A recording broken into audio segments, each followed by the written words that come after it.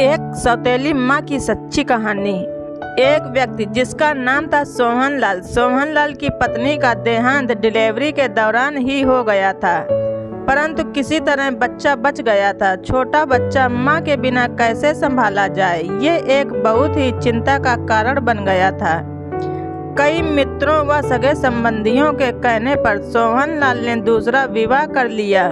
बच्चे को नई माँ मिल गई। नई माँ बच्चे को बहुत प्यार करने लगी। बच्चे को भी लगा जैसे कि उसकी माँ फिर से मिल गई। कुछ ही वर्षों में सोहनलाल की दूसरी पत्नी को एक पुत्र हुआ और उसका ध्यान अपने बच्चे पर अधिक रहने लगा। धीरे धीरे उसकी नज़र में दोष आने लगा और वो दोनों बच्चों में पक्षपात करने लगी। उसे लगने लगा कि इस घर का वारिस तो बड़ा लड़का है और संपत्ति पर भी अधिक हक बड़े लड़के का है। उसे अपने पुत्र के भविष्य की बहुत चिंता होने लगी। उसने अपने पति को समझा बुझा के राजी किया और बड़े लड़के की पढ़ाई लिखाई सब छुड़वा दी और घर के नौकरों को भी भगा दिया और सब काम उसी लड़के से कराने लगी। बच्चे के ऊपर घर का सारा काम का बोझ आ गया और वो अभी दूसरी कक्षा में ही था और दुनियादारी की कुछ समझ नहीं थी उसको। उसे यही लगता था कि माँ ने सही किया होगा। घर का सारा काम करते करते उसका पूरा दिन बीत जाता था। फिर धीरे धीरे माँ ने उसे समझा दिया कि उसका असली काम अपने छोटे भाई की सेवा करना है और उसका छोटा भाई ही असली मालिक है। बच्चे ने माँ की आज्ञा मान ली और हमेशा ही अपने भाई की सेवा में तैयार रहने लगा। अब वो बड़े लड़के को जरा जरा सी गलती होने पर डांटने मारने भी लगती है ताकि उस पर एक भय बना रहे। वो कोई अच्छे से अच्छा काम भी करता तो उसकी सौतेली माँ उसे बिल्कुल बेकार बताती, लेकिन फिर भी बालक के मन में माँ के लिए प्यार ही उभरता।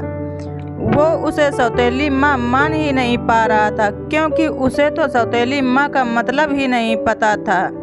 उस औरत ने घर के पूजा पाठ का जिम्मा भी उसी बच्चे को दे रखा था। उस बालक की बुद्धि धीरे धीरे बढ़ने लगी। जैसे जैसे वो बड़ा होने लगा उसे सच्चाई समझ में आने लगी, लेकिन वो अपना सब दुख भगवान से ही कहकर संतोष कर लेता था और उसका सारा दुख समाप्त हो जाता था।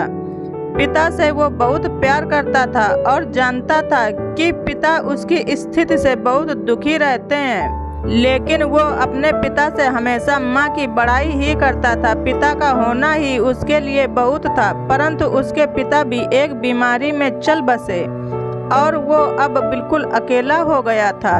अब बस भगवान ही उसके थे। समय बीतने लगा और दोनों बच्चे बड़े हो गए। अब घर का सारा अधिकार सौतेली माँ के हाथ में था। योजना के अनुसार बड़े बेटे की शादी उस औरत ने बहुत ही गरीब घर में की और लड़की अनपढ़ भी थी। औरत ने अपने बेटे की शादी बड़े घर में व पढ़ी लिखी लड़की से कराई।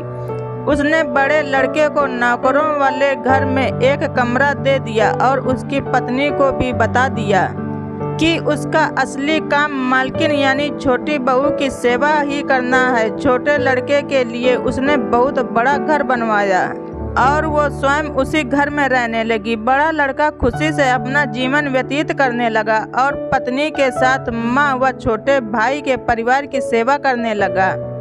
छोटे लड़के की पत्नी को उसकी माँ बहुत खराब लगती थी। उसे लगता था कि मालकिन उसे होना चाहिए।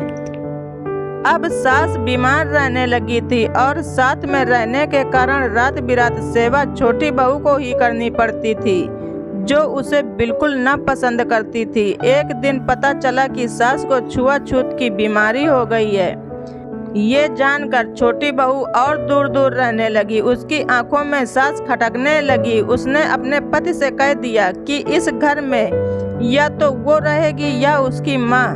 छोटे बेटे पर अपनी पत्नी का जादू चढ़ा हुआ था। उसने अपनी माँ को घर से बाहर निकाल दिया और उसे वही नौकरों के घर में रहने को कह दिया। अब माँ भी बूढ़ी हो गई थी और अचानक हुए इस घटना से वह एकदम बदहवास हो गई। उसे अपने जीवन भर की पूंजी व्यर्थ जाती दिखी। वो तो अपने छोटे बेटे पर पूरी तरह निर्भर थी। उसने सपने में भी ऐसा नहीं सोचा था। उसे लगने लगा कि अब उसकी सेवा कौन करेगा। उसने आत्महत्या करने का निर्णय ले लिया और गंगा जी में डूबने चल दी। बड़ा लड़का कहीं बाहर गया था और उसे कुछ पता नहीं था। वो एक घाट से गुजर रहा था। शोर सुना तो देखा कोई नदी में डूब रहा है। उसने भी छलांग लगा दी और जब बचा के लाया तो देखा कि ये तो उसकी ही सौतेली माँ है। जब सारी बात पता चली तो उसे बहुत दुख हुआ और अपने पत्नी व माँ के साथ घर से निकल गया और दूसरे गांव में रहने लगा। उसने अपने पत्नी के साथ माँ की बहुत सेवा की और वो ठीक हो गई। वो लोग अच्छे से जीवन बसर करने लगे। एक दिन उसकी माँ से बड़ी बहू ने पूछा, माँ मुझे कुछ शिक्षा दें। शिक्षा की बात सुनकर सास की आंखों में आंसू भर आए। उसने मात्र इतना कहा कि बेटी तुम्हारा पति तो भगवान के समान है। शिक्षा तुम्हें उससे ही लेनी चाहिए। मैं तो कहूँगी कि किसी को भी पराया नहीं समझना चाहिए और जीवन में किसी के साथ इतना बुरा मत करो कि जब वो तुम्हारे साथ भलाई करे तो तुम्हारी आत्मा को गवारा ना हो। तो दोस्तों ये कहानी आप सबको कैसी लगी कमेंट कर ज़रूर बताएं। कहानी अच्छी लगे तो ज़्यादा से ज़्यादा शेयर करें। धन्यवाद। ऋचा वॉइस।